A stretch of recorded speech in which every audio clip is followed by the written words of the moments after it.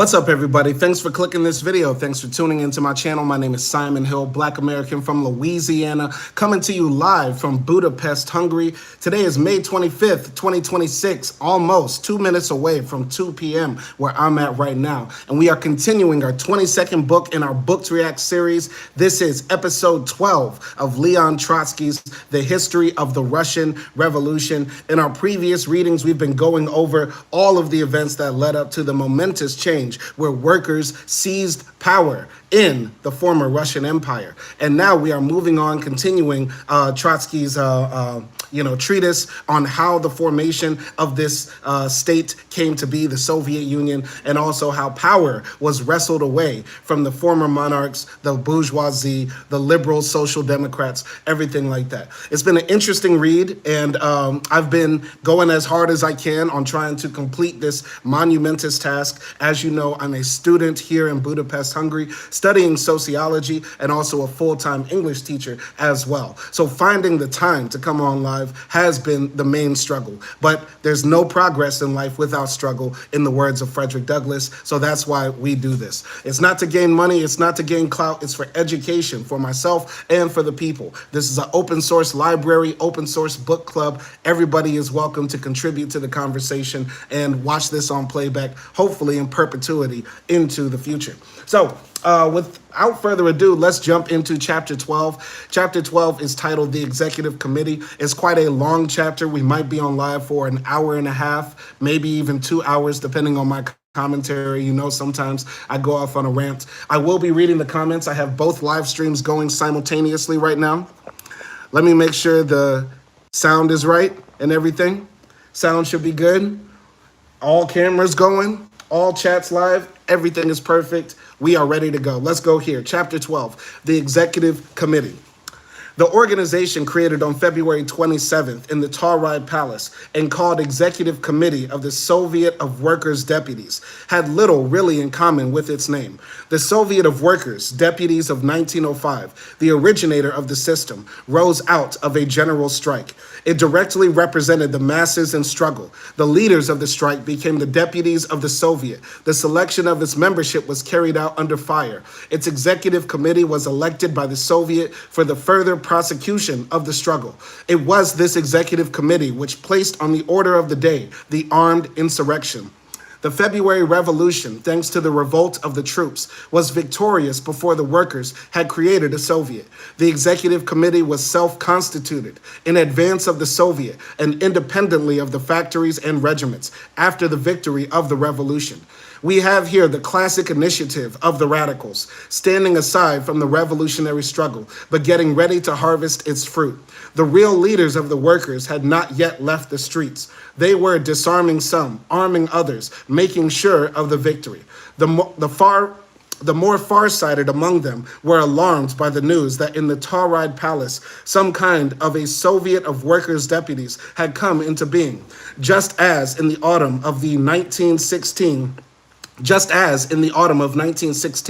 the liberal bourgeoisie, in expectation of a palace revolution, which somebody was supposed to put through, had got ready a reserve government to impose upon the new czar in case it succeeded. So the radical intelligentsia got ready its reverse sub-government at the moment of the February victory.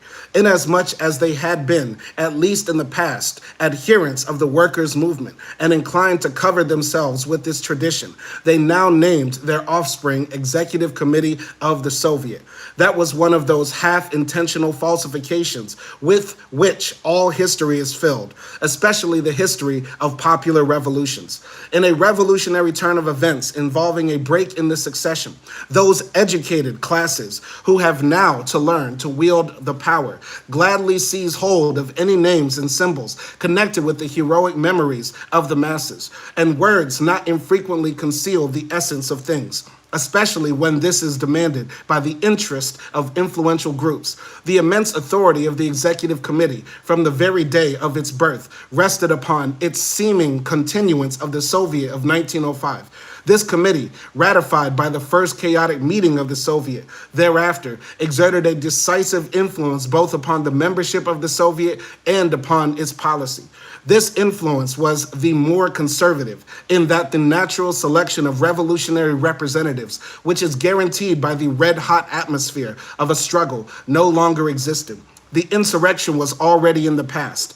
All were drunk with victory, were planning how to get comfortable on the new basis, were relaxing their souls, partly also their heads. It required months of new conflicts and struggles in new circumstances, with the consequent reshuffling of personnel, in order that the Soviets, from being organs for consecrating the victory, should become organs of struggle and preparation for a new insurrection. We emphasize this aspect of the banner because it has until now been left completely in the shade. So what I take from that is that, once again, the goal of a revolution is to seize state power, seize the power of the state, smash it, and create something new. The workers did not just sit idly by and say, okay, we overturned the system, now we just wait and see. No, they actively participated in trying to constitute a new organ of power, in this case, the Soviet. And what I'm also getting from this is that Trotsky is saying, like, you know, the people that are at the losing end of a revolution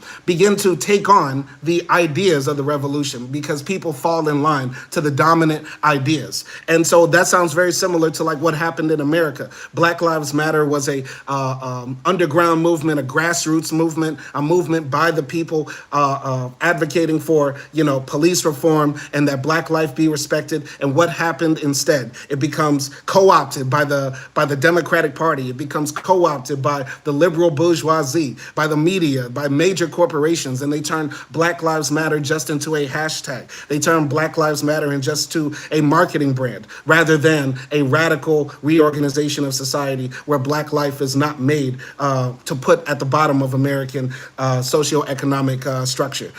So that's what I'm taking from that. And, you know, I think that's what Trotsky is trying to get at here. Words have power, and when a revolution is successful, those in power try to co-opt it. Continuing here. However, not only the conditions in which the executive committee and the Soviet arose determined their moderate and compromising character. Deeper and more enduring causes were operating in the same direction. There were over 150,000 soldiers in Petrograd. There were at least 4 times as many working men and women of all categories. Nevertheless, for every 2 worker delegates in the Soviet, there were 5 soldiers. The rules of representation were extremely elastic, and they were always stretched to the advantage of the soldiers. Whereas the workers elected only 1 delegate for every 1,000, the most petty military unit would frequently send 2. The gray army cloth became the general ground tone of the Soviet. But by no means all even of the civilians were selected by the workers. No small number of people got into the Soviet by individual invitation, through pull, or simply thanks to their own penetrative ability. Radical lawyers, physicians, students, journalists, representing various problematical groups, or most often representing their own ambition. This obviously distorted character of the Soviet was even welcomed by the leaders, who were not a bit sorry to dilute the too concentrated essence of factory and barrack with the lukewarm water of cultivated Philistia. Many of these accidental crashers in, seekers of adventure, self-appointed messiahs, and professional bunk shooters, for a long time crowded out with their authoritative elbows the silent workers and irresolute soldiers. So once again, what Trotsky is getting at here is that a revolution can easily be co-opted by people who are ambitious, narcissistic, seeking their own advancement in society. And so the revolution has to be careful about that. The workers, the peasants, the women who are the textile workers, right? The most oppressed class in society are the ones who are going to be at the vanguard of overturning the system. And once that system is overturned, we have to be wary of people who just want to get in where they fit in this new system to sort of reconstitute a new type of bourgeoisie. Continuing here. And if this was so in Petrograd, it is not hard to imagine how it looked in the provinces, where the victory came wholly without struggle. The whole country was swarming with soldiers. The garrisons at Kiev, Helsingfors, Tiflis were as numerous as that in Petrograd. In Saratov, Samara, Tambov, Omsk, there were 70,000 to 80,000 soldiers. In Yaroslav, Ekaterinburg, 60,000. In a whole series of other cities, 50,000, 40,000, and 30,000. The Soviet representation was differently organized in different localities, but everywhere it put the troops in a privileged position. Politically, this was caused by the workers themselves, who wanted to go as far as possible to meet the soldiers. The Soviet leaders who wanted to go as far as possible, All right, but politically, this was caused by the workers themselves, who wanted to go as far as possible to meet the soldiers. The Soviet leaders were equally eager to go to meet the officers. Besides the considerable number of lieutenants and ensigns at first elected by the soldiers themselves, a special representation was often given, particularly in the provinces, to the commanding staff. As a result, the military had in many Soviets an absolutely overwhelming majority. The soldier masses, who had not yet had time to acquire a political physiognomy, nevertheless determined through their representatives the physiognomy of the Soviets. In every representative system, there is a certain lack of correspondence. It was especially great on the second day of the revolution. The deputies of the politically helpless soldiers often turned out in those early days to be people completely alien to the soldiers and to the revolution. All sorts of intellectuals and semi-intellectuals who had been hiding in the rear barracks and consequently came out as extreme patriots. Thus was created a divergence between the mood of the barracks and the mood of the Soviet.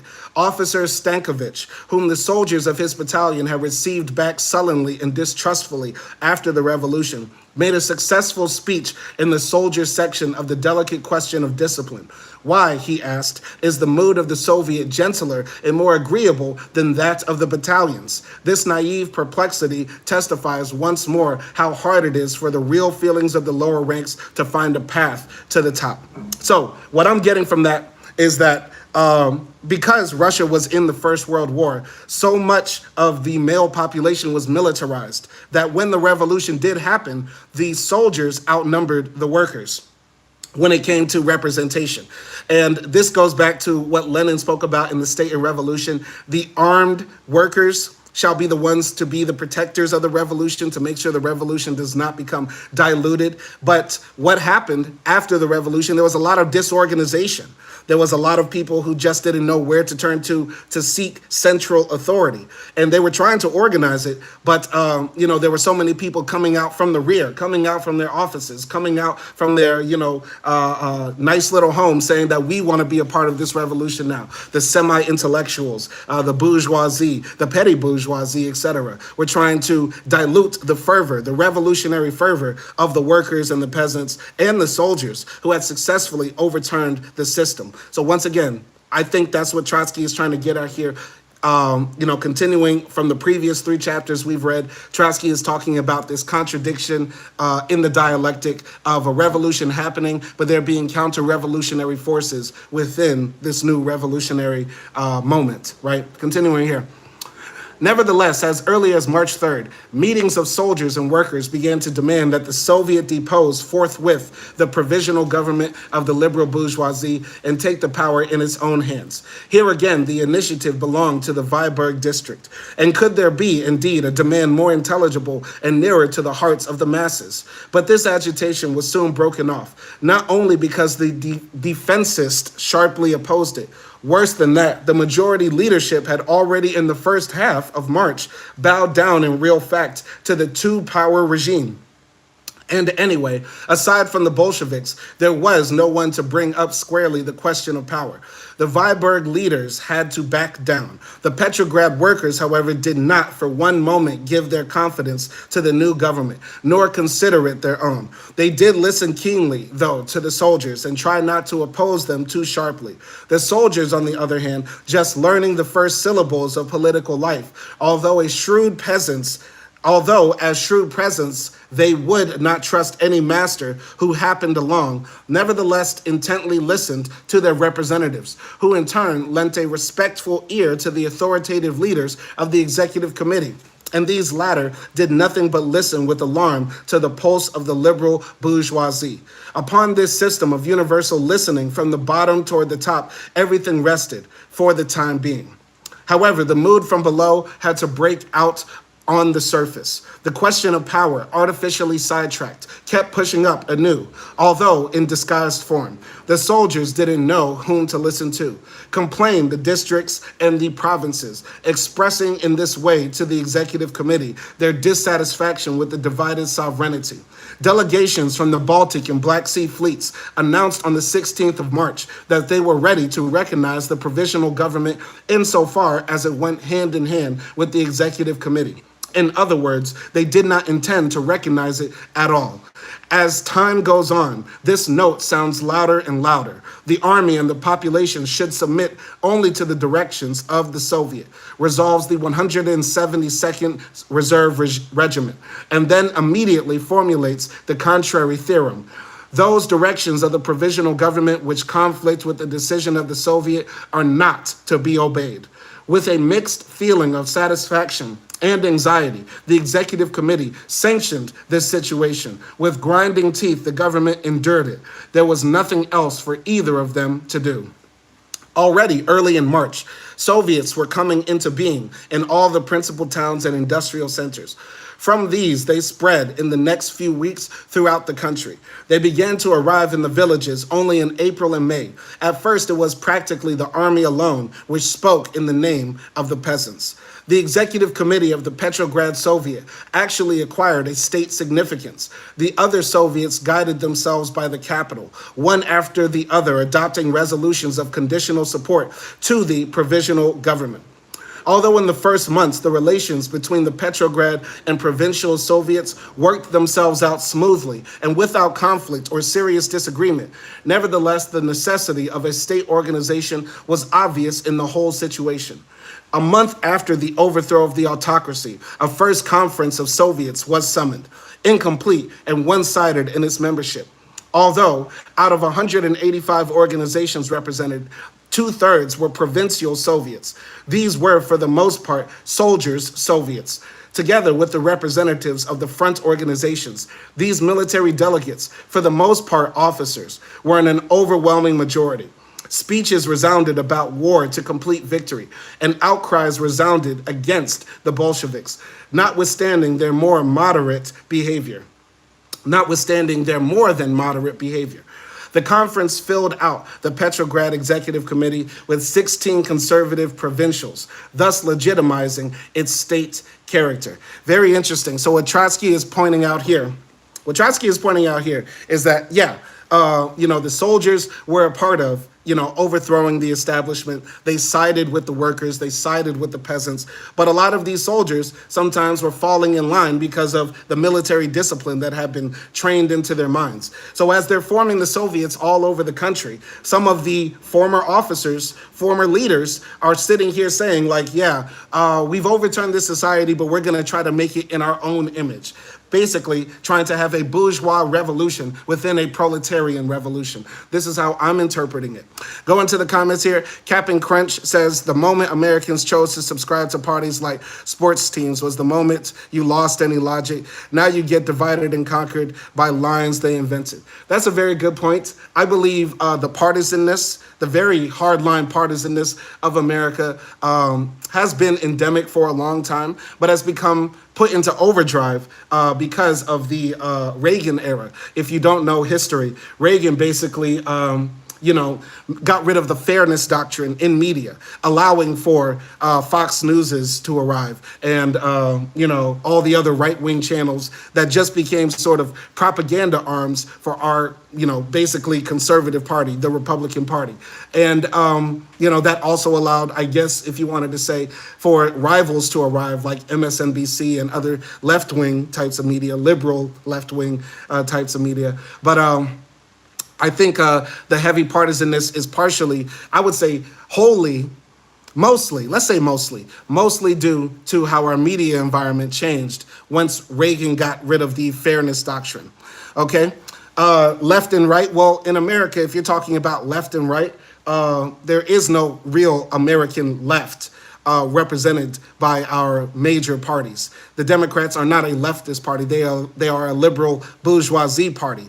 Propaganda is, a part of any sort of movement. This is propaganda. I'm doing communist propaganda. If you're tuning into this channel or listening to the Book to React series, this is blatant communist propaganda. I'm trying to antagonize you to gain class consciousness and learn about history as well. So propaganda is not the problem. It's just that we've allowed our media environment to become heavily propagandized, thus resulting in people becoming heavily partisan for our two mainstream liberal bourgeois parties, the Republicans and the Democrats. That's my opinion, but tell us what you think, Captain Crunch.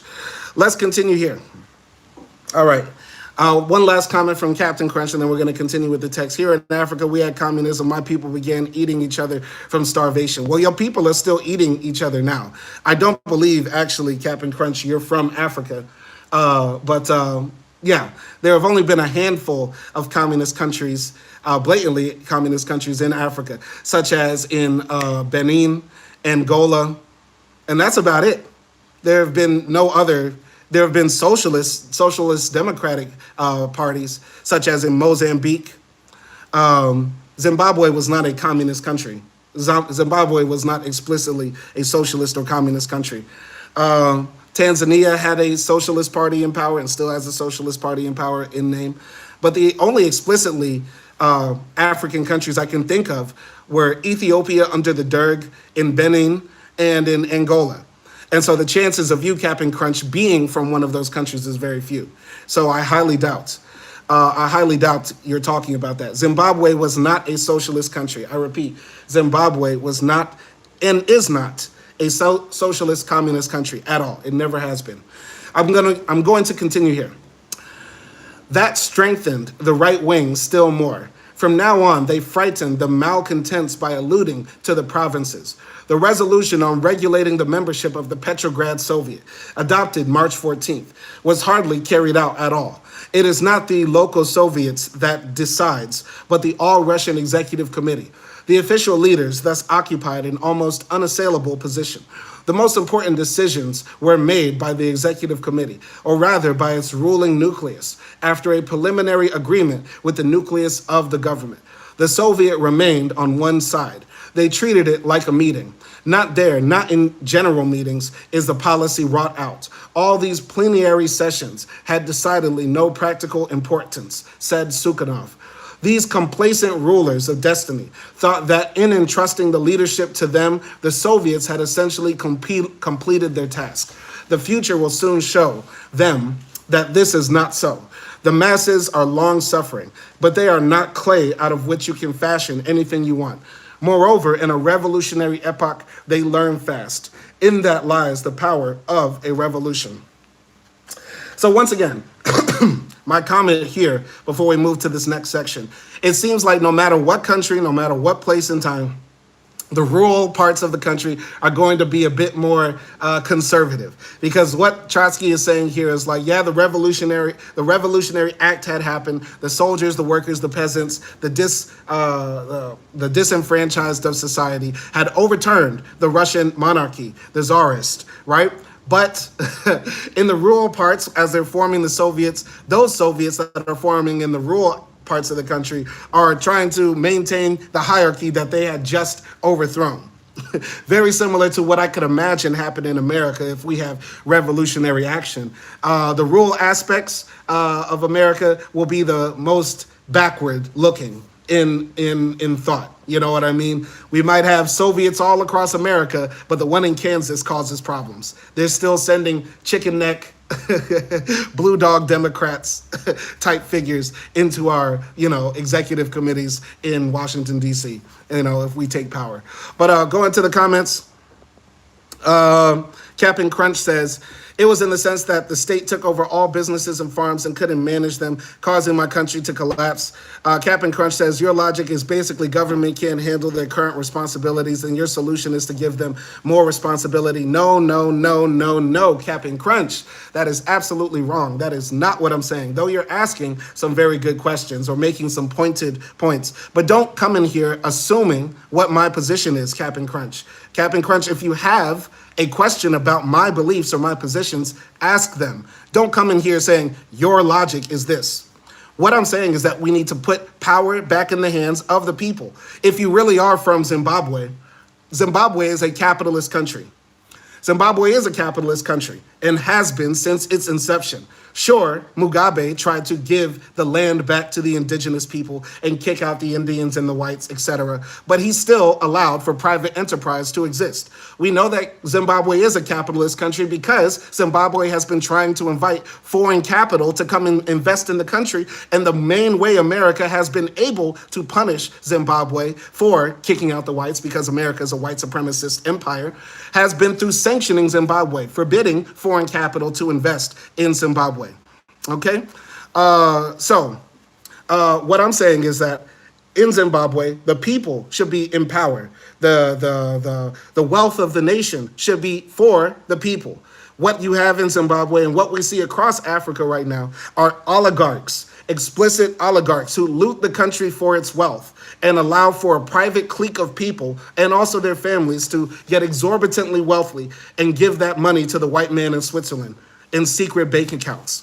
So Captain Crunch, Zimbabwe never has been socialist. Mugabe might have done some socialist things, but there is no socialism in Zimbabwe. So you are a liar. You are a liar. You are a liar. If you're going to come in here making conjectures about me, please, please expect the same sort of response to yourself, okay? Oligarchy is the result of every socialist country that has ever existed. You see, that's just a lie. That's just an explicit lie. This is a person who has no class consciousness. And I assume Captain Crunch, since he wants to make assumptions about me, I assume Captain Crunch is one of those people that would suck Elon Musk's cock. He would suck Elon Musk's big floppy South African cock, because he is the type of person who says, yeah, capitalism is good because anybody could get rich. Yeah, it's no problem that people will eventually be exploited in capitalism, and some people are going to be a part of the permanent underclass that maintains a capitalist status quo. You get what I'm saying? So, Captain Crunch says you are about idealism. No, this is not idealism. We're looking at the material realities of our world. But Captain Crunch, I'll let you continue to pop off in the comments, but be respectful or you will go to the gulag, meaning getting banned. Or you will go to the re-education camp, which means 24 hours in time out, so you can think about your actions. So be respectful in the comments section, Captain Crunch. We are here to learn. We are here to learn. I will continue here. Trotsky says, in order to better understand the further development of events, it is necessary to pause upon the character of the two parties which formed the very beginning, let's start over. In order to better understand the further development of events, it is necessary to pause upon the character of the two parties, which from the very beginning formed a close political bloc, dominating in the Soviets, in the democratic municipalities, in the Congress of the so-called revolutionary democracy, and even carrying their steadily dwindling majority to the Constituent Assembly, which became the last reflection of their former power, like the glow of a hilltop illumined by a sun already set. If the Russian bourgeoisie appeared in the world too late to be democratic, the Russian democracy of the same reason wanted to consider itself socialistic. Let's repeat. If the Russian bourgeoisie appeared in the world too late to be democratic, the Russian democracy, for the same reason, wanted to consider itself socialistic. The democratic ideology had been hopelessly played out in the course of the 19th century. A radical intelligentsia standing on the edge of the 20th, if it wanted to find a path to the masses, had need of a socialist coloring. This is the general historic cause which gave rise to those two intermediate parties, Menshevik and Social Revolutionary. Each of them, however, had its own genealogy and its own ideology. The views of the Mensheviks were built up on a Marxist basis. In consequence of that same historical belatedness of Russia, Marxism had there become at first not so much a criticism of capitalist society as an argument for the inevitability of the bourgeois development of the country. History cleverly made use of the emasculated theory of proletarian revolution in order, with its help, to Europeanize, in the bourgeois sense, wide circles of the moldy Narodnik intelligentsia. In this process, a very important role fell to the Mensheviks, constituting the left wing of the bourgeois intelligentsia. They put the bourgeoisie in touch with the more moderate upper layers of the workers, those with a tendency toward legal activity around the Duma and in the trade unions. The social revolutionaries, on the contrary, struggled theoretically against Marxism, although sometimes surrendering to it. They considered themselves a party which realized the union of the intelligentsia, the workers and the peasants, under the leadership, it goes without saying, of the critical reason. In the economic sphere, their ideas were an indigestible mess of various historical accumulations, reflecting the contradictory life conditions of the peasantry in a country rapidly becoming capitalistic. The coming revolution presented itself to the social revolutionaries as neither bourgeois nor socialistic, but democratic. They substituted a political formula for a social content.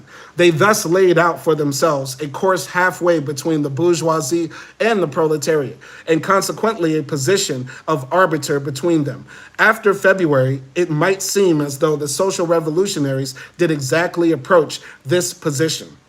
From the time of the first revolution, they had had their roots in the peasantry. In the first months of 1917, the whole rural intelligentsia adopted for its own the traditional formula of the Narodniks, land and freedom, in contrast to the Mensheviks, who remained always a party of the cities. The social revolutionaries had found, it seemed, an amazingly powerful support in the country. More than that, they dominated even in the cities, in the Soviets through the soldier sections, and in the first democratic municipalities where they had an absolute majority of the votes. The power of this party seemed unlimited. In reality, it was a political aberration.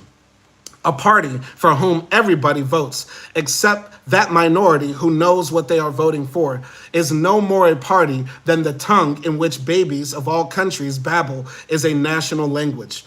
The Social Revolutionary Party came forward as a solemn designation for everything in the February Revolution that was immature, unformulated, and confused. Everybody who had not inherited from the pre-revolutionary past sufficient reasons to vote for the cadets or the Bolsheviks voted for the social revolutionaries. But the cadets stood inside a closed circle of property owners, and the Bolsheviks were still few, misunderstood, and even terrifying. To vote for the social revolutionaries meant to vote for the revolution in general and involved no further obligation. In the city, it meant the desire of the soldiers to associate themselves with the party that stood for the peasants, the desire of the backward part of the workers to stand close to the soldiers, the desire of the small townspeople not to break away from the soldiers and the peasants. In those days, the Social Revolutionary membership card was a temporary ticket of admission to the institution of the revolution. And this ticket remained valid until it was replaced by another card of a more serious character. It has been truly said of this great party, which took in all and everybody, that it was only a grandiose zero. Very profound what Trotsky is saying here. So he's saying that when the revolution happened and people are forming Soviets, there are competing parties within the Soviets. You had the Mensheviks, which basically looked at Marxist theory and said, oh, this is the linear progression of nations. We will eventually become developed like the rest of Europe. That's their interpretation of Marxism. Sort of a teleological, meaning going ever forward towards progress, sort of evolutionary type of thing, teleological evolution, right? And on the contrast, you had the social revolutionaries, which just was a very discombobulated mix of parts of Marxism that was sort of like third way Marxism, like a way of saying that we could have a revolution but still maintain our bourgeoisie and maintain social hierarchies, et cetera, et cetera.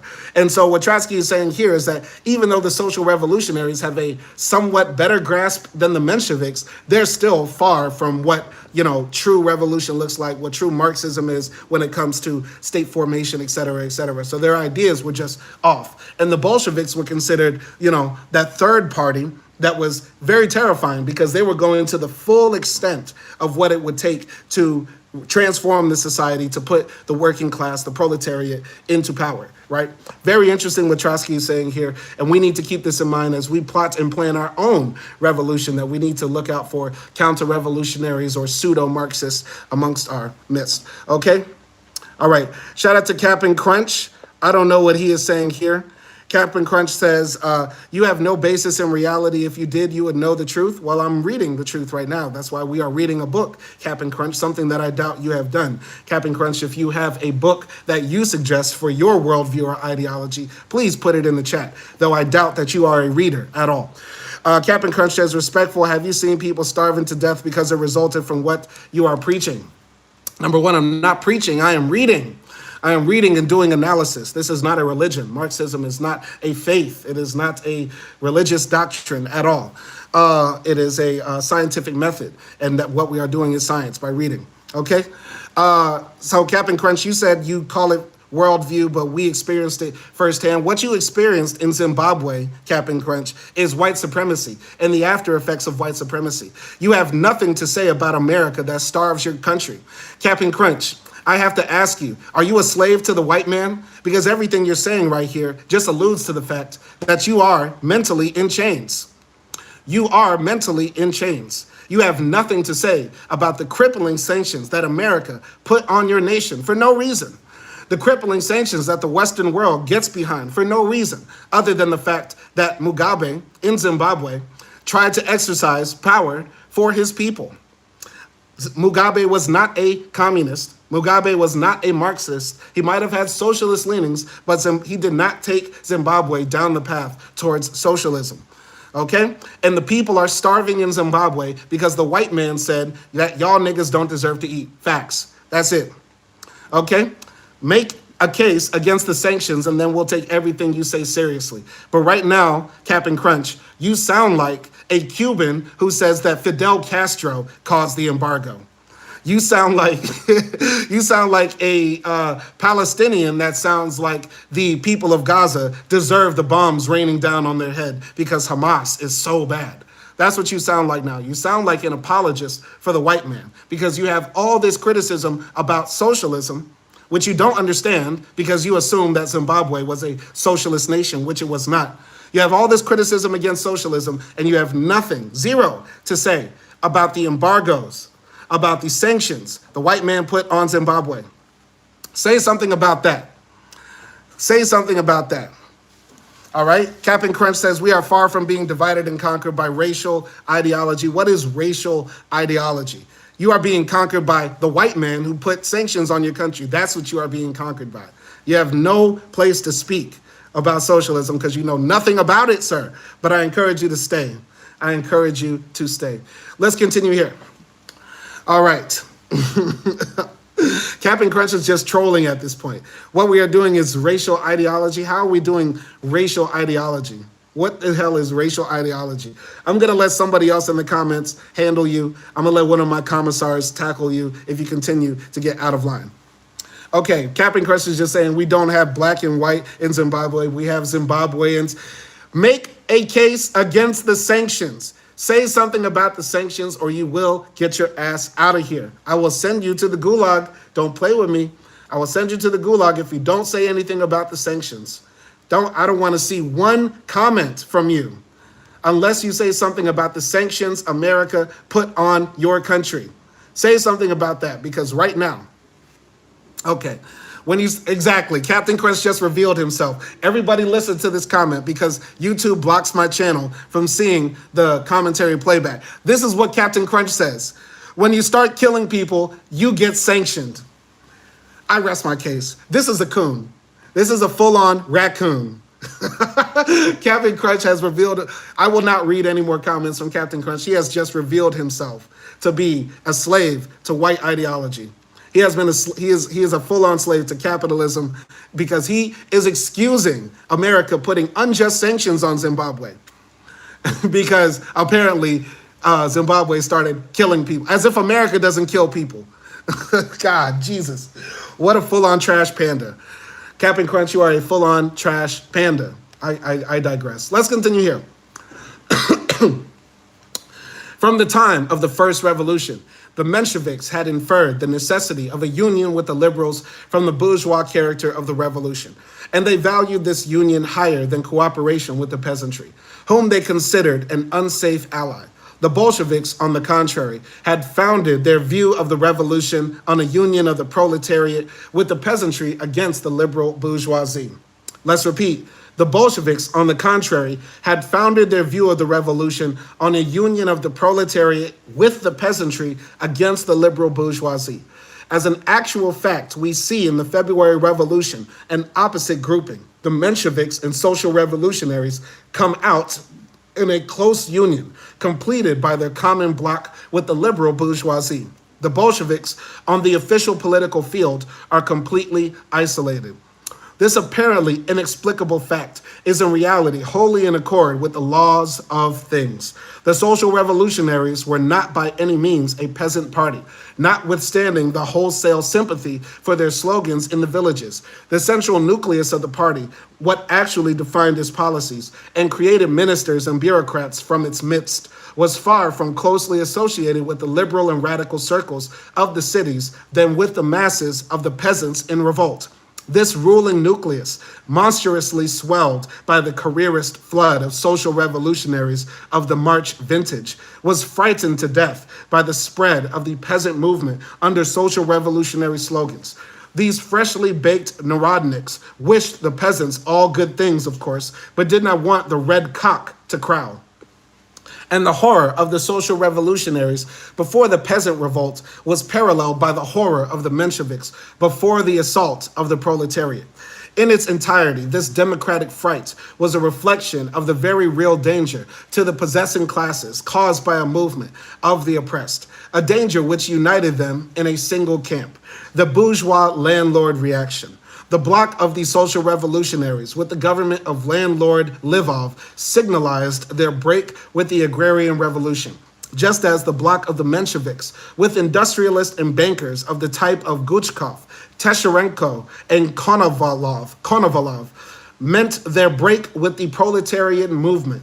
In these circumstances, the union of Mensheviks and social revolutionaries meant not a cooperation of proletariat with peasants, but a coalition of those parties which had broken with the proletariat and the peasants respectively, for the sake of a bloc with the possessing classes. So here, Trotsky is saying like, yo, the revolution had happened, and now we have these leftist parties that are trying to gain hold of the Soviets. We have the social revolutionaries, quote unquote, and the Mensheviks, all claiming to be Marxist, all claiming to be, on the left and wanting the dispossessed to have power. But really, they are just headed by bourgeois people. And the Bolsheviks are the actual party of the proletariat and the peasants. And it makes me more amazed. Once again, I'm reading this book for Kami Inspo, and I'm getting more and more amazed that the Bolsheviks were even successful, because at every turn, every juncture, it seems like their back was up against the wall. You know what I mean? It seems like every time they make progress towards overturning this society, there is a sort of counter-revolutionary force that seems insurmountable. You know what I'm saying? But somehow they found a way. Very impressive. From what has been said, it is clear that the socialism of the two democratic parties was a fiction, but this is far from saying that their democratism was real. It is a bloodless sort of democratism that requires a socialist disguise. The Russian proletariat had waged its struggle for democracy in irreconcilable antagonism to the liberal bourgeoisie. The democratic parties, therefore, in entering a bloc with the liberal bourgeoisie, had inevitably to enter into conflict with the proletariat. Such were the social roots of the cruel struggle to come between compromisers and Bolsheviks.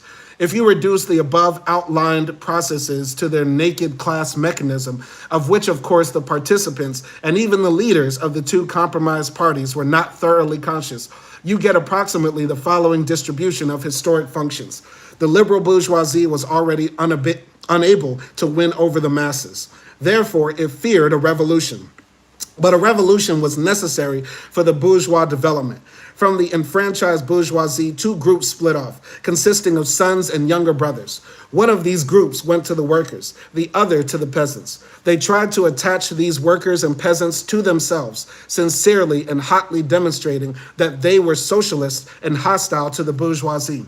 In this way, they actually gained a considerable influence over the people, but very soon the effect of their ideas outstripped the original intention. The bourgeoisie sensed a mortal danger and sounded the alarm. Both the groups which had split off from it, the Mensheviks and the social revolutionaries, eagerly responded to the summons from the head of the family. Hastily patching up the old disagreements, they all stood shoulder to shoulder, abandoned the masses, and rushed to the rescue of bourgeois society. The social revolutionaries made a feeble and flabby impression, even in comparison with the Mensheviks. To the Bolsheviks, at all important moments, they seemed merely third-rate cadets. To the cadets, they seemed third-rate Bolsheviks. The second-rate position was occupied in both cases by the Mensheviks. Their unstable support and the formlessness of their ideology were reflected in their personnel. On all the social revolutionary leaders lay the imprint of unfinishedness, superficiality, and sentimental unreliability.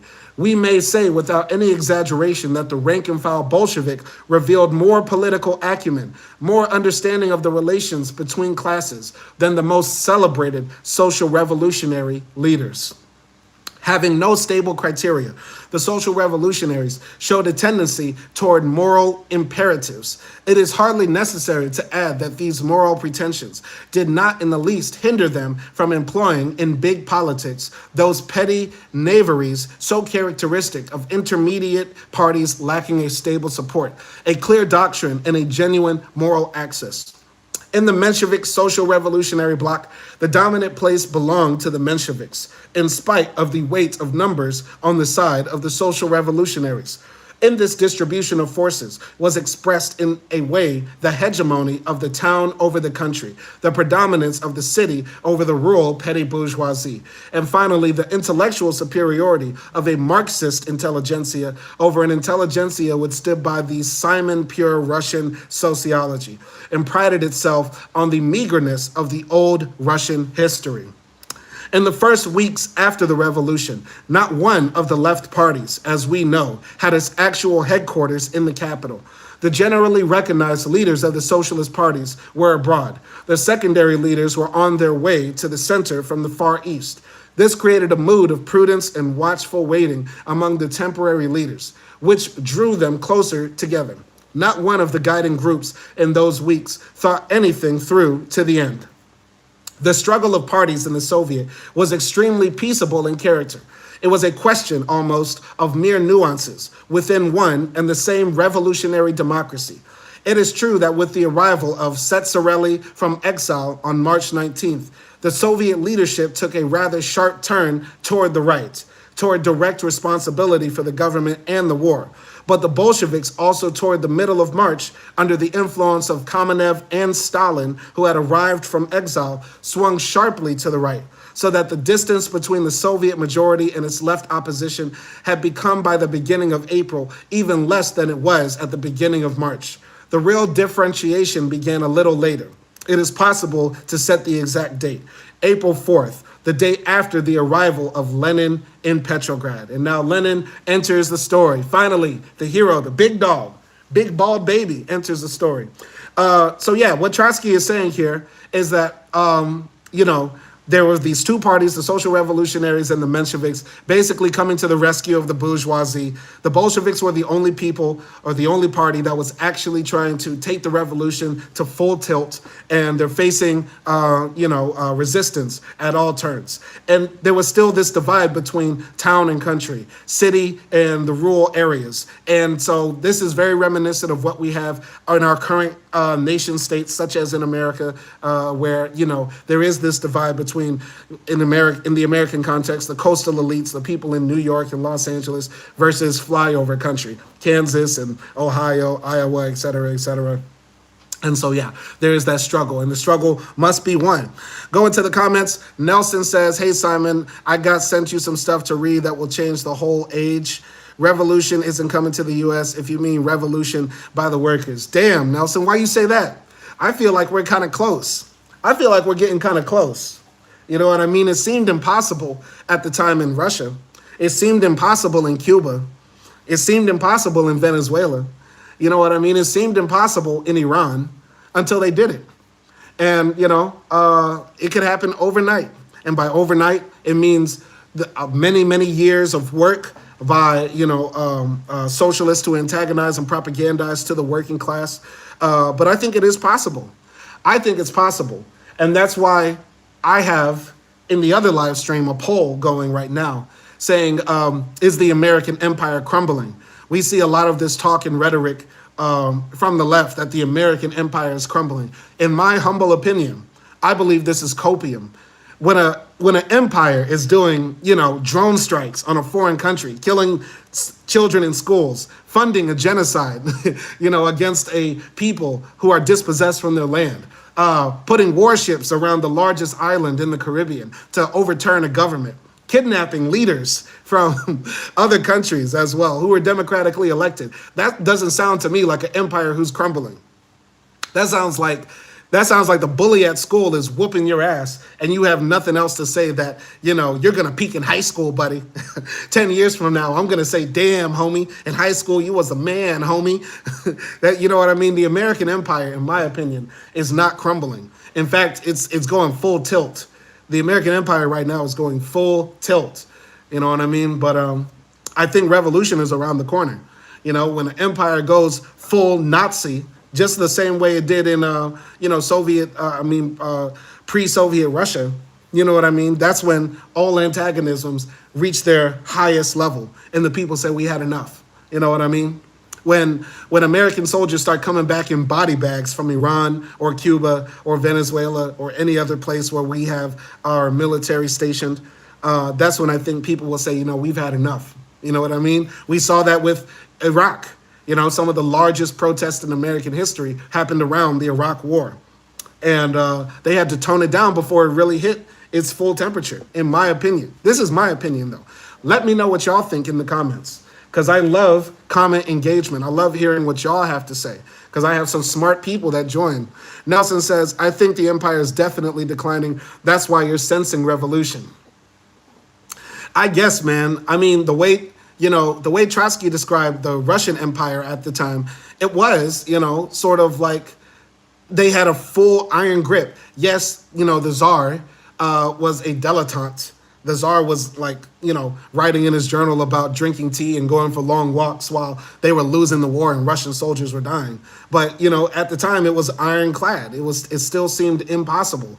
You know, you had a highly militarized society, you know, strict discipline from the top down. You know, you can't get somebody to run into the front lines of machine gun fire in World War I unless you have ironclad types of discipline. You know what I mean? That's what was happening in World War I. So if you were a communist, a Marxist, a revolutionary, a nationalist, a liberal in pre-Soviet Russia in like 1904, you know what I mean? Or during the World War, you might have said, dog, we're cooked. We're cooked. We're doomed. I don't know. Let me know what you think, man. Let me know what you think. I continue here. All right. Last comment from Nelson, because I love Nelson's comments. He says, they were definitely declining, the Russian Empire. They sent a lot of people to die in the war, so they didn't have the same to grip to smoke down the revolution. I somewhat disagree, and that's because of the point I made earlier. Nelson, if somebody were to tell you, hey, I know you don't have a gun, and I see your shoes have a major hole in them, but what I want you to do is climb out of this trench and run across that field and hopefully strangle a guy to get his machine gun while they're shooting at you 1,000 bullets per second. The only way you can get somebody to do that is if there's top-down, ironclad types of discipline. You know what I'm saying? And yes, the empire, you know, had rot within it. But from the outside looking in, to the average Russian, it probably seemed like this is just the way it is. You know what I'm saying? That's my opinion, though. All right, so the Menshevik Party had a number of distinguished figures at the head of its different tendencies, but not one revolutionary leader.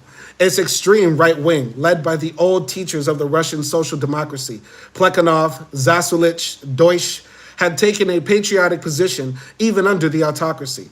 On the very eve of the February Revolution, Plekhanov, who had so pitifully outlived himself, wrote in an American newspaper that strikes and other forms of working-class struggle in Russia would now be a crime.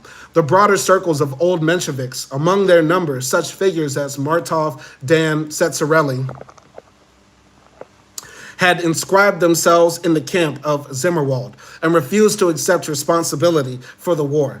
But this internationalization of the left Mensheviks, as also of the left social revolutionaries, concealed in the majority of cases a mere democratic optimism. The February Revolution reconciled a majority of those Zimmerwaldists to the war. From now on, they discovered to be a struggle in defense of the revolution.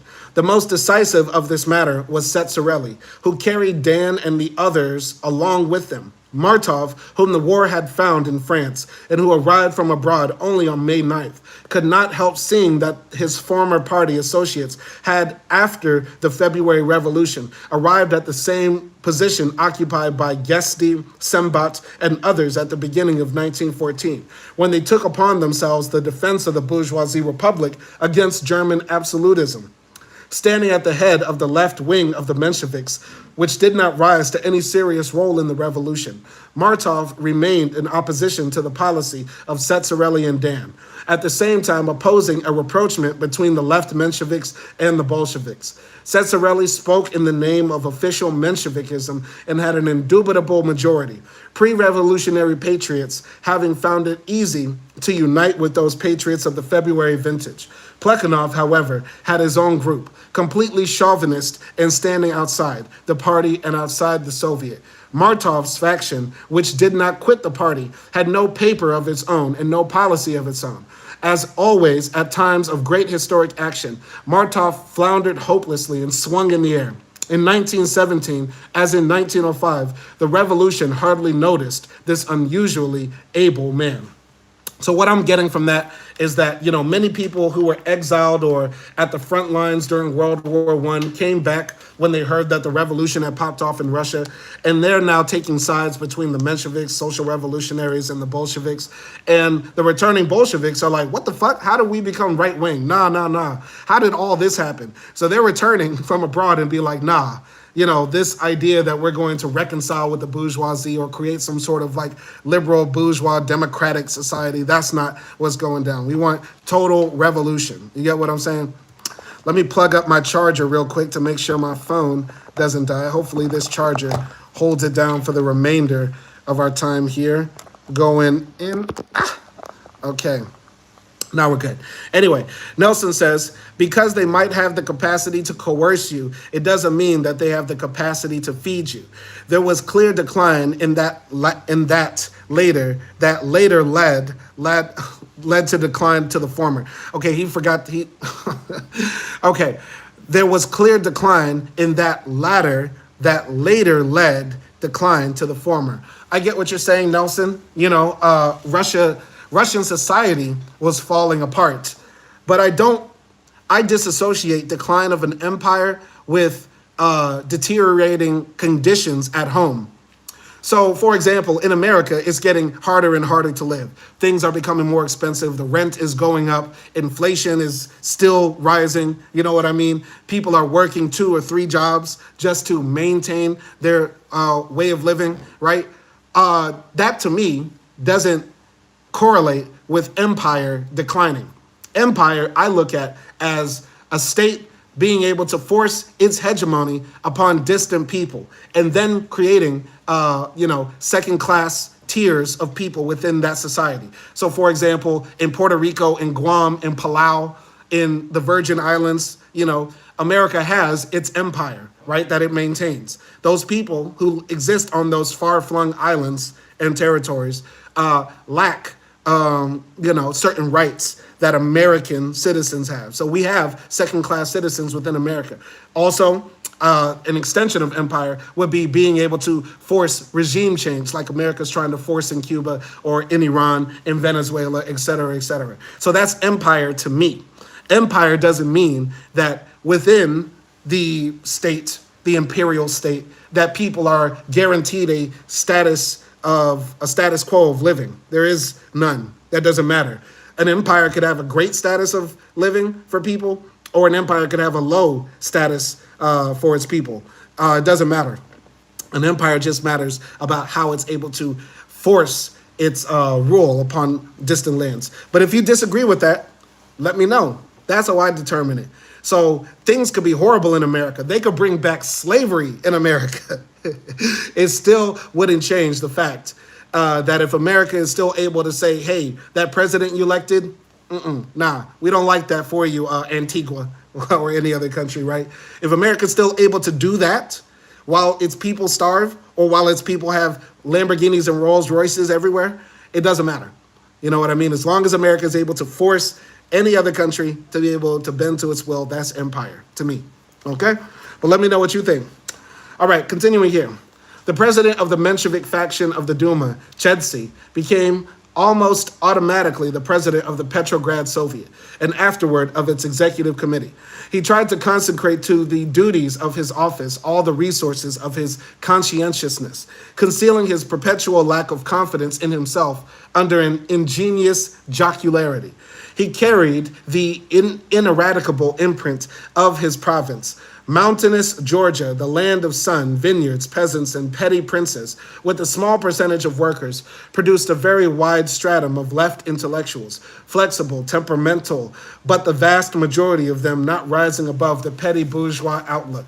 Georgia sent Mensheviks as deputies to all four Dumas, and in all four factions, her deputies played the role of leaders. Georgia became the Gironde of the Russian Revolution. But whereas the Girondists of the 18th century were accused of federalism, the Girondists of Georgia, although at first defending a single and indivisible Russia, ended in separatism. The most distinguished figure produced by the Georgian Gironde was undoubtedly the former deputy of the Second Duma, Tsetserelli, who immediately on his arrival from exile took the leadership not only of the Mensheviks, but of the whole Soviet majority. Not a theoretician and not even a journalist, but a distinguished orator, Tsetserelli remained a radical of the Southern French type. In conditions of ordinary parliamentary routine, he would have been a fish in water, but he was born into a revolutionary epoch and had poisoned himself in youth with a dose of Marxism. At any rate, of all the Mensheviks, Tsetserelli revealed in the events of the revolution the widest horizon and the desire to pursue a consistent policy. For this reason, he, more than any other, helped on with the destruction of the February regime. Trotsky wholly submitted to Tsetserelli, although at moments he was frightened by that doctrinaire straightforwardness which caused the revolutionary hard labor convict of yesterday to unite with the conservative representatives of the bourgeoisie. The Menshevik Skobelev, indebted for his new popularity to his position as deputy in the last Duma, conveyed, and not only on account of his youthful appearance, the impression of a student playing the role of statesman on a homemade stage. Skobelev specialized in putting down excesses, quieting local conflicts, and in general, caulking up the cracks of the two-power regime, until he was included in the unlucky role of Minister of Labor in the coalition government of May. A most influential figure among the Mensheviks was Dan, an old party worker, always considered the second figure after Martov. If Menshevikism in general was nourished upon the flesh, blood, tradition, and spirit of the German social democracy of the period of decline, Dan actually seemed to be a member of the German party administration, an Ebert on a smaller scale. Ebert, the German Dan, successfully carried out in Germany a year later that policy which Dan, the Russian Ebert, had failed to carry out in Russia. The cause of the difference, however, was not in the men, but in the conditions. If the first violin in the orchestra of the Soviet majority was Tsereteli, the piercing clarinet was played by Lieber, with all his lung power and blood in his eyes. This was a Menshevik from the Jewish Workers' Union, the Bund, with a long revolutionary past. Very sincere, very temperamental, very eloquent, very limited, and passionately desirous of showing himself an inflexible patriot and iron statesman. Lieber was literally beside himself with hatred of the Bolsheviks. We may close the phalanx of Menshevik leaders with the former ultra-left Bolshevik, Voitinsky, a prominent participant in the First Revolution, who had served at hard labor and who broke with his party in March on grounds of patriotism. After joining the Mensheviks, Voitinsky became, as was to be expected, a professional Bolshevik hater. He lacked only Lieber's temperament in order to equal him in baiting his former party comrades. The general staff of the Narodniks was equally heterogeneous, but far less significant and bright. The so-called popular socialists, the extreme right flank, were led by the old emigrant Tchaikovsky, who equaled Plekhanov in military chauvinism, but lacked his talent and his past. Alongside him stood the old woman Breshkovskaya, whom the social revolutionaries called the grandmother of the Russian Revolution, but who zealously forced herself as godmother on the Russian counter-revolution. They superannuated anarchist Kropotkin, who had had a weakness ever since youth for the Narodniks, made use of the war to disavow everything he had been teaching for almost half a century. This denouncer of the state supported the Entente, and if he denounced the dual power in Russia, it was not in the name of anarchy, but in the name of a single power of the bourgeoisie. However, these old people played mostly a decorative role, although later on in the war against the Bolsheviks, Tchaikovsky headed one of the white governments financed by Churchill. The first place among the social revolutionaries, far in advance of the others, though not in the party but above it, was occupied by Kerensky, a man without any party past whatever. We shall meet often again this providential figure, whose strength in the two-power period lay in his combining the weaknesses of liberalism with the weaknesses of the democracy. His formal entrance into the Social Revolutionary Party did not destroy Kerensky's scornful attitude toward parties in general. He considered himself the directly chosen one of the nation. But after all, the Social Revolutionary Party had ceased by that time to be a party and became a grandiose and indeed national zero. In Kerensky, this party found an adequate leader. The future Minister of Agriculture and afterward President of the Constituent Assembly, Chernov, was indubitably the most representative figure of the old Social Revolutionary Party, and by no accident was considered its inspirator, theoretician, and leader. A well-read rather than educated man with a considerable but unintegrated learning, Chernov always had at his disposition a boundless assortment of appropriate quotations, which for a long time caught the imagination of the Russian youth without teaching them much. There was only one single question which this many-worded leader could not answer. Whom was he leading and whither? The eclectic formulas of Chernov, ornamented with moralisms and verses, united for a time a most variegated public who at all critical moments pulled in different directions. No wonder Chernov complacently contrasted his methods of forming a party with Lenin's sectarianism. Chernov arrived from abroad 5 days after Lenin. England, after some hesitation, had passed him. To the numerous greetings of the Soviet, the leaders of its biggest party answered with its longest speech, a speech about which Sukhanov, himself a half-social revolutionary, comments as follows. Not only I, but many other Social Revolutionary Party patriots wrinkled our brows and shook our heads because he chanted so unpleasantly and minced and rolled his eyes. Yes, and talked endlessly and without aim or purpose. All the further activity of Chernov in the revolution developed in tune with this first speech. After some attempts to oppose Kerensky and Tsereteli from the left, finding himself pressed on all sides, Chernov surrendered without a struggle, purged himself of his emigrant Zimmerwaldism, took a seat in the Contact Commission, and later also in the coalition government. Everything he did was inappropriate. He decided, therefore, to evade all issues. Abstaining from the vote became for him a form of political life. His authority melted away from April to October, faster even than the ranks of his party.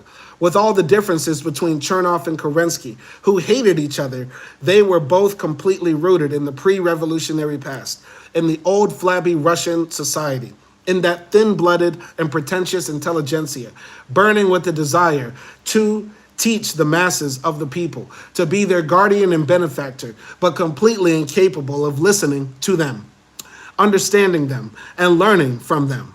And without learning from the masses, there can be no revolutionary statesmanship.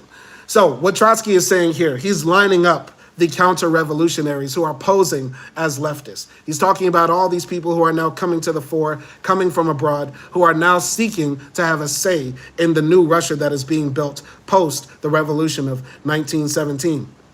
And what he is saying here is that, many of these people were actually former Bolsheviks. They were former full-on communists, but they wavered in their doctrine or became enticed by the idea of gaining power or didn't have a proper grasp of Marxism or revolutionary communism and sort of just ended up with this mishmash sort of social democratic idealism that led them down this path to be against full-on, proletarian power, letting the people rule. They still believed in this idea that there has to be a top-down intelligentsia who is going to lead the people to the promised land. You get what I'm saying? So let's continue here. Avkentiv, these Russian names, who was raised by his party to the highest revolutionary post, president of the executive committee of the Peasants' Deputies, minister of the interior, president of the pre-parliament, was the complete caricature of a statesman, a charming teacher of language in a ladies' seminary in Orel. That is really all you can say about him, although, to be sure, his political activity turned out far more pernicious than his personality. Hold on, wait. Let me go to the comments section. Let me make sure there are no comments being missed in the horizontal live. Okay, now we just got votes over here. Okay. All right, pardon. All right. A large role was played, although mostly behind the scenes, in the social revolutionary faction and in the ruling nucleus of the Soviet by Gotz, a terrorist of well-known revolutionary family. Gotz was less pretentious and more businesslike than his closest political friends. But in his character as a so-called practical, he limited himself to kitchen matters, leaving the big questions to others. It is necessary to add that he was neither orator nor writer, and that his chief resource was his personal authority brought with years of imprisonment at hard labor. Going to Iman, she says, hi. Shout out to Iman. Hi to you. Continuing here. We have named essentially all who can be named among the ruling circle of the Narodniks. Below them are completely accidental figures like Filipkovsky, whose arrival at the very height of the February Olympus nobody ever could explain. The deciding factor would seem to have been his naval officer's uniform. Alongside the official leaders of the two ruling parties in the executive committee, there were quite a few wild ones, solitaries, participants of the past movement at its various stages, people who had withdrawn from the struggle long before the uprising, and now, after a hasty return under the banner of the victorious revolution, were in no hurry to adopt the yoke of any party. On all fundamental questions, the wild ones followed the line of the Soviet majority. For the first few days, they played even a leading role, but in proportion as the official leaders began to arrive from exile and from abroad, these non-party men retired to a secondary place. Politics began to take form, and party allegiance entered into its rights. Enemies of the executive committee and the reactionary camp made a great point of the preponderance in it of non-Russians, Jews, Georgians, Lets, Poles, and so forth. Although by comparison with the whole membership of the executive committee, the non-Russian elements were not very numerous.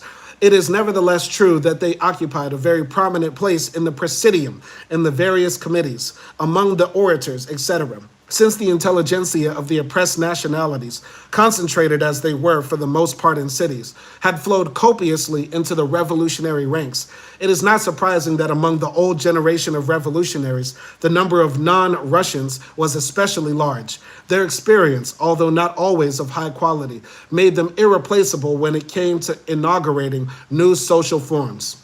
The attempt, however, to explain the policy of the Soviets and the course of the whole revolution by an alleged predominance of non-Russians is pure nonsense. Nationalism in this case again reveals its scorn for the real nation, that is, the people, representing them in the period of their great national awakening as a mere block of wood in alien and accidental hands. By way and how did the non-Russians acquire such miracle working power over the native millions?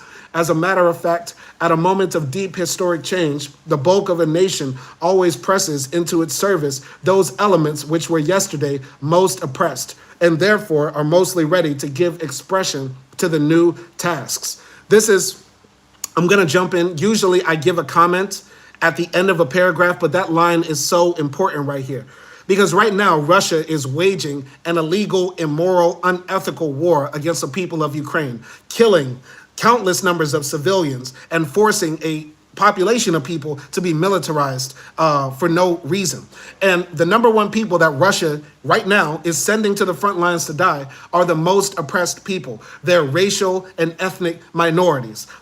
As we know, Russia is not all white. It's not all white Russians. There's a lot of people that, just for the American context, let's just characterize them as Asian, right? What we consider Asian in America, people that we would say, you're not white, to be frank. And so, yeah, they're sending out those masses of people to die for some stupid nationalistic war. And, this has been a point of contention amongst the far right. You know what I mean? People are saying that Russia is sending hordes of Mongols to the front to kill blonde-haired, blue-eyed people, but I digress. And so what is Trotsky saying here? He's saying that some people were explicitly being sort of like racist. They were being racist in the sense that they're saying, how dare these foreigners come into Russia and sort of dictate this new revolution, this new epoch, this new age, this new country that they're trying to build. They're not Russian. And what Trotsky is saying here is that, Russia, number one, was comprised of people of various types, whether they be Jews, Lets, Poles, Ukrainians, et cetera, right? Imperial Russia was very diverse, as Russia has always been. But the state doesn't belong to a sort of ethnic group. Ethnic nationalism is what we are against as socialists, as communists, as Marxists. We are for the workers, and the workers are bulks of people. They could be of all different types, stripes, colors, religions, ethnicities, etc., right? And so what Trotsky is saying here is like, when this revolution happened, what came forth was a group of people of various types who were trying to make a new society. And that should be inspiring for all of us. I'm going to reread that line right here. As a matter of fact, at a moment of deep historic change, the bulk of a nation always presses into its service those elements which were yesterday most oppressed, and therefore are most ready to give expression to the new tasks. It is not that aliens led the revolution, but that the revolution makes use of the aliens. It has been so even in great reforms introduced from above. The policy of Peter I did not cease to be national when, swinging out of the old tracks, it impressed into its service non-Russians and foreigners. The master of some German suburb or some Dutch skipper would express far better at the period the demands of the nation development of Russia than Russian priests dragged in long ago by the Greeks or Moscow boyars, who also complained of foreign predominance, although they themselves descended from those alien tribes who created the Russian state.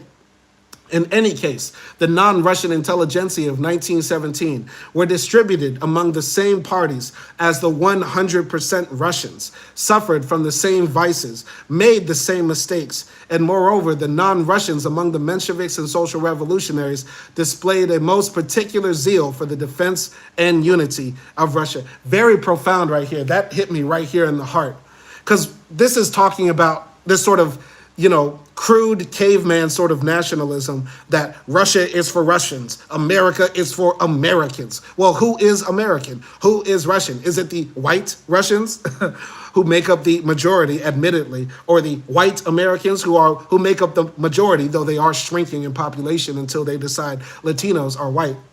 But the right-wingers who say that, ethnic nationalism is the way, they have no problem with sending black people out to die for the foreign wars America wages. They have no problem recruiting Samoans who are not granted full citizenship in America until they sign up for the military and go kill brown people across the world for American empire.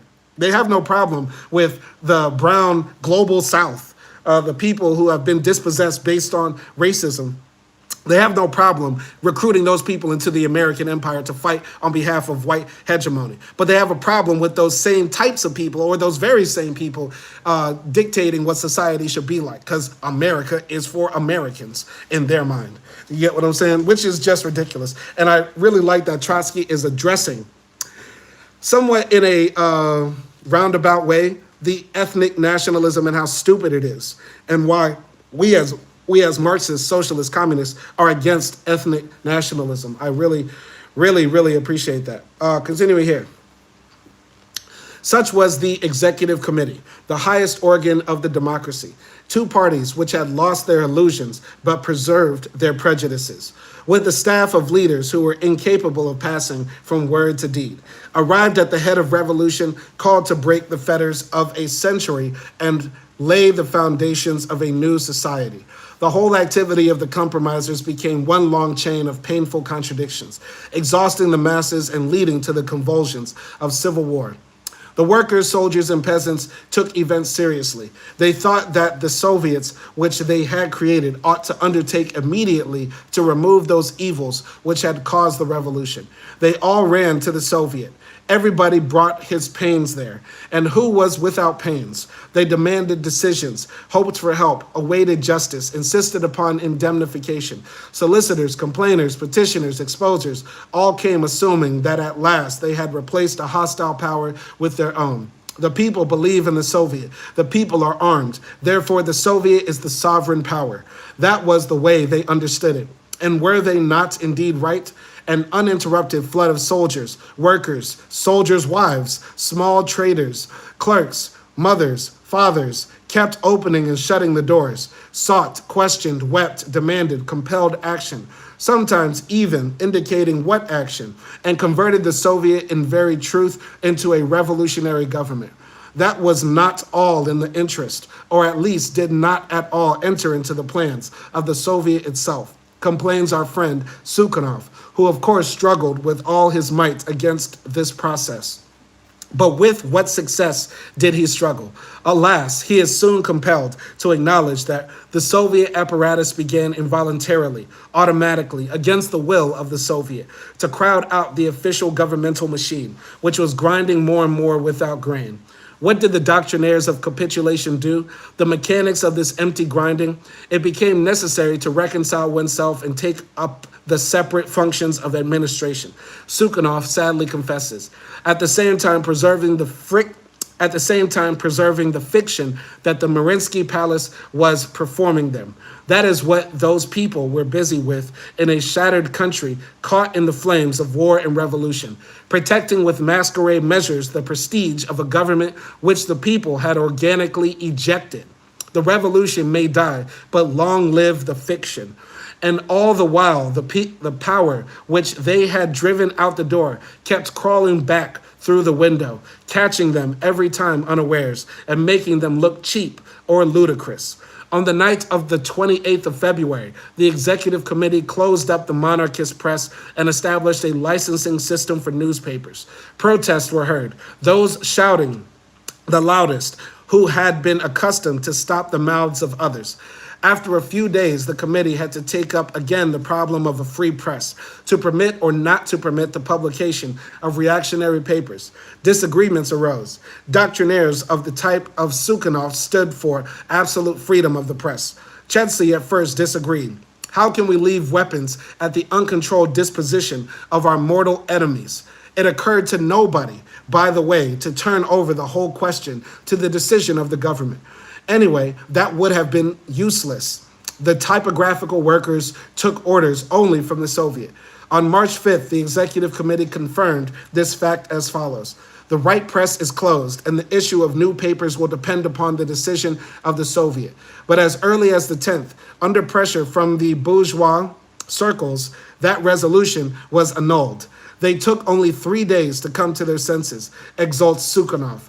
Ill-founded exultation. The press does not stand above society.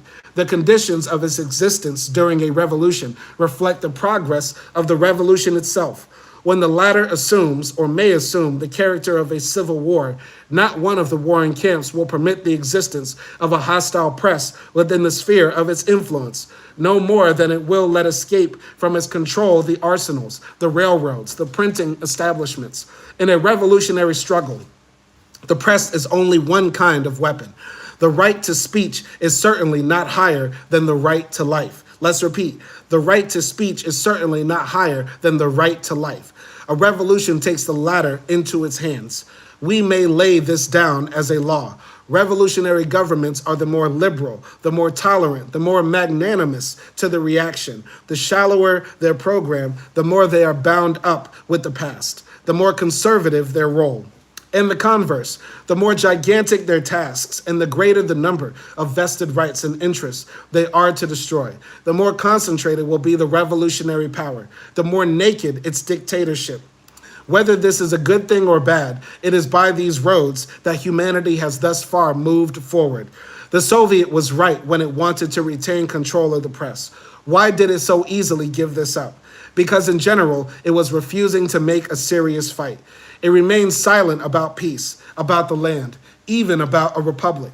Having turned over the power to the conservative bourgeoisie, it had neither a reason for fearing the right press nor a possibility of struggling against it.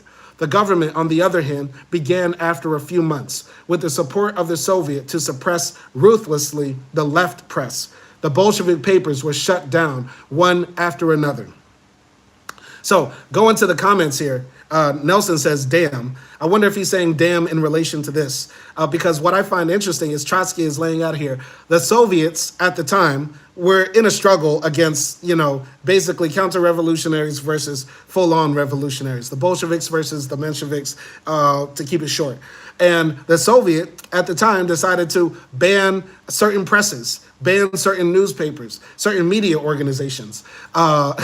Trotsky is saying that's pretty funny that the Soviet, that was kind of right-leaning at the time, decided to take this revolutionary action because this is the one sort of action I agree with. They should ban other presses that speak against the revolution, counter-revolutionary presses, right?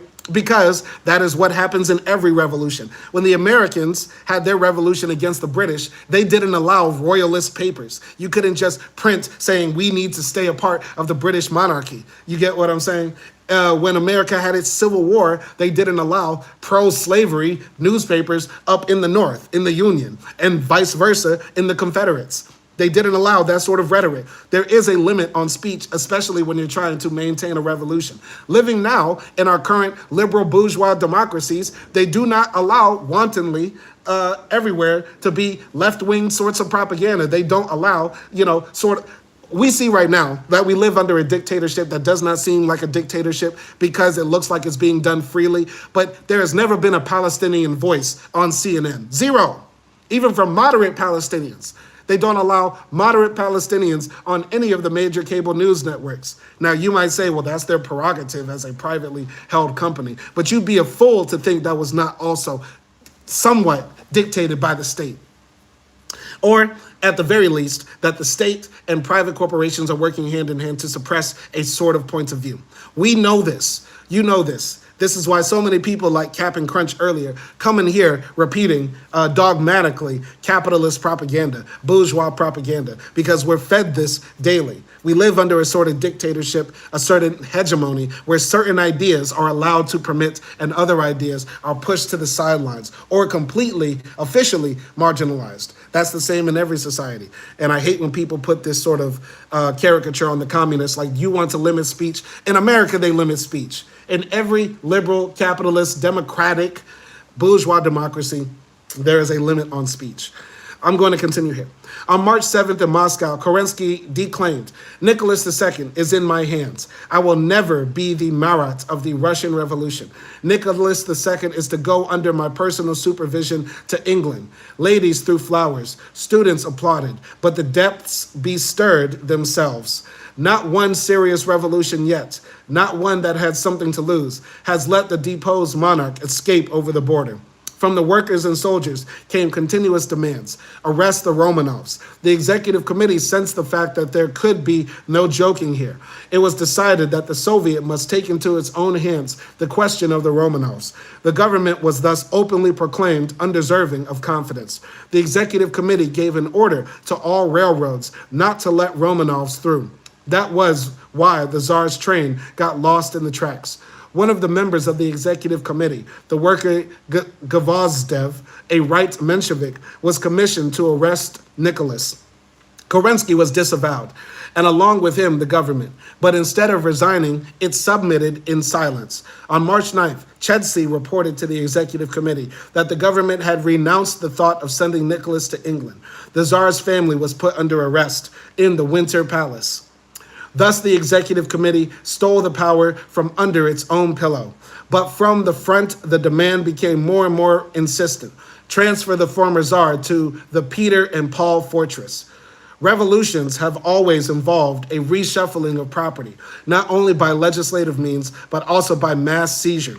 No agrarian revolution in history has ever proceeded otherwise.